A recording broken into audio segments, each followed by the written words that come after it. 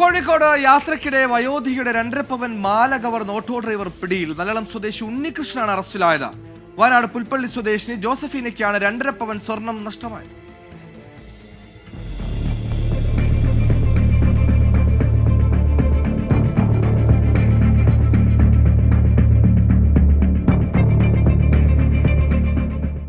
കോഴിക്കോട് നഗരത്തിൽ കഴിഞ്ഞ ബുധനാഴ്ച പുലർച്ചെ 5 മണിക്കായിരുന്നു സംഭവം. റെയിൽവേ സ്റ്റേഷനിൽ നിന്നും ബസ് സ്റ്റാൻഡിലേക്ക് പോകാനാണ് വയനാട് പുൽപ്പള്ളി സ്വദേശിനി ജോസഫീന ഓട്ടോ പിടിച്ചത്.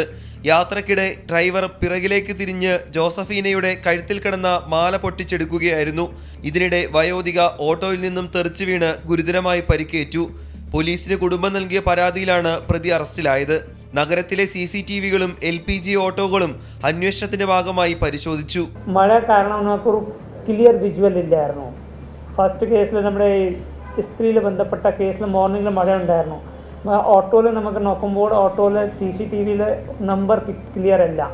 നമ്പർ ക്ലിയർ ഇല്ല. പിന്നെ നമുക്ക് കുറച്ച് അന്വേഷിക്കുമ്പോൾ ഒരു കാര്യം മനസ്സിലായി, ഈ ഓട്ടോ CNGയിൽ ബന്ധപ്പെട്ട ഓട്ടോ ആണ്. നമ്മുടെ പിന്നെ കാലിക്കറ്റ് സിറ്റിയിലെ മുഴുവൻ CNGയിൽ ബന്ധപ്പെട്ട ഓട്ടോകളുടെ ലിസ്റ്റ് എടുത്ത ശേഷമാണ് 1 by 1 വെരിഫൈ ചെയ്ത ശേഷമാണ് നമ്മുടെ ഈ ആളുടെ അവിടെ എത്തിയത്.